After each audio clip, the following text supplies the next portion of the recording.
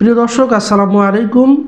অনেকে অভিযোগ করেন যে কৃমির ওষুধ বারবার সেবন করা হচ্ছে, তারপরেও কৃমি ভালো হচ্ছে না। এক্ষেত্রে করণীয় কী?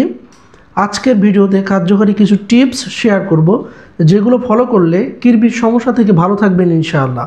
প্রিয় দর্শক, শুরু করা যাক। আমি ডাক্তার মোহাম্মদ আব্দুর রউফ, বরাবরের মতো আপনাদের সাথেই আছি। প্রিয় দর্শক, আসলে সবার আগে আমাদের জানতে হবে এই বারবার কৃমির সমস্যাটা কেন হচ্ছে।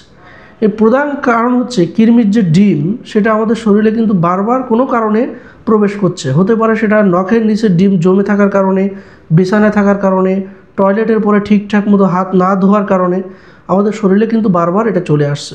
অনেক সময় পরিবারের একজনের কৃমি হলে সেখান থেকে কিন্তু বারবার সংক্রমণ হচ্ছে। প্রিয় দর্শক, সেক্ষেত্রে কী করবেন?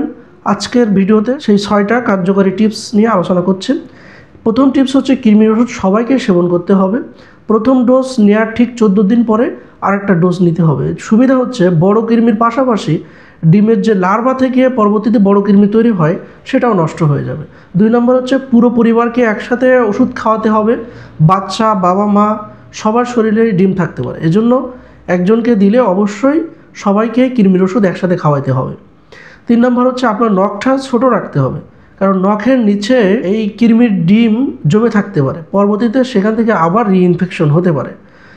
4 নম্বর যে বিষয়টা, সেটা হচ্ছে সাবান দিয়ে নিয়মিত আপনার হাত ধোয়ার অভ্যাস করতে হবে। যে কোনো ফল খাওয়ার আগে, টয়লেটের পরে বা বাচ্চা পরিষ্কার করার পরে 20 সেকেন্ড সাবান দিয়ে হাত ধুয়ে নিতে হবে। 5 নম্বর টিপসটা হচ্ছে আপনার বিছানা চাদর, বালিশের কভার সপ্তাহে অন্তত 2 বার ধুয়ে নিতে হবে। কৃমির ডিম সহজেই এদের উপরে থাকে, এখান থেকে পরবর্তীতে আপনার মুখের মাধ্যমে শরীরে প্রবেশ করে, সেখান থেকেও কৃমি হতে পারে। 6 নম্বর টিপস হচ্ছে অনেক বাচ্চাদের ক্ষেত্রে সকালে গোসল করালে, এটা কিন্তু খুবই ভালো, সকালে গোসল করালে ওই ডিমটা ধুয়ে যায়, পুনঃ সংক্রমণ কমে যায়। প্রিয় দর্শক, এই টিপসগুলো মেনে চলতে হবে। সংক্ষেপে যদি আমি এক কথায় যদি বলে দিই, ওষুধ 2 ডোজ, পুরো পরিবারকে চিকিৎসা একসাথে করতে হবে, নখ ছোট রাখতে হবে, হাত ধোয়া এবং বিছানা পরিষ্কার, এই 5টি অভ্যাস মানলে কৃমির সমস্যা প্রায় 90% কমে যাবে। সচেতন থাকুন, সুস্থ থাকুন, ভালো থাকবেন সবাই, সুস্থ থাকবেন। আসসালামু আলাইকুম ওয়া রাহমাতুল্লাহ।